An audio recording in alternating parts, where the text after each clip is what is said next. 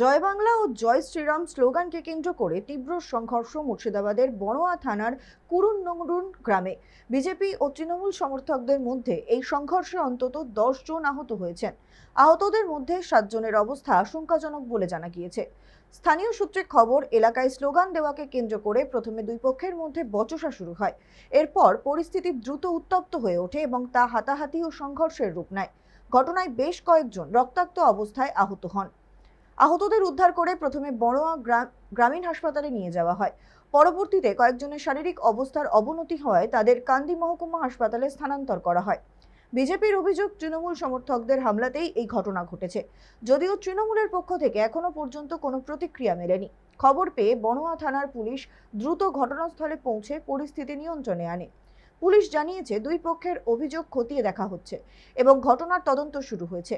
তবে এই ঘটনায় এখনো পর্যন্ত কাউকে গ্রেফতার করা হয়নি।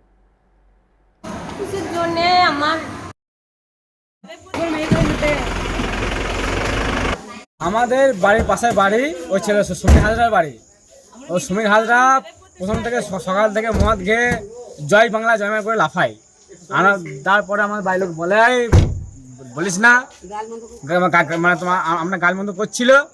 গালমন্দ করার পরে আমাদের বাড়ির লোক বারণ করতে গেছে, ছেলে গালমন্দ করবি। আমাদের বাড়ির লোকের উপর চড়া হয়।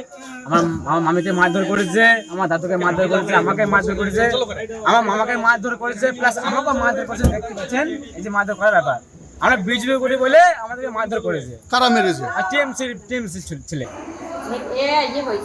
ওই জয় জয় বাংলা বলেছিল তাকে, ওরা গালাগালি করছিল তাতে আমার ছেলে তো গালগালি করেছে। যে আমরা ভাত খেয়েছিলাম, আমি দুটো লাঠি বৌমা ভাত খেয়েছিলাম, যে আমার ছেলেটা ভাত খেয়ে আঁকায় কাটছিল।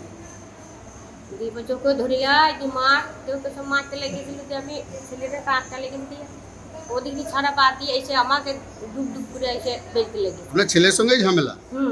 দিয়ে আপনি ছাড়াইতে গিয়ে আপনি আহত হ্যাঁ, হয়েছে? দিয়ে ছাড়াইতে গিয়ে আমাকেই মারছে, বাচ্চু ছাড়াইতে যাচ্ছে, ছেলেকে বাঁচা দিচ্ছে তো ওকে মার গাল দিয়েছে মদ খেয়ে। আর ভোট গণার দিনও ছিল না কো তৃণমূল। আপনারা বিজেপি করেন বলে গাল দিচ্ছেন? বিজেপি করি আর নয় করি, ওইরকম কিস্তি হবে না।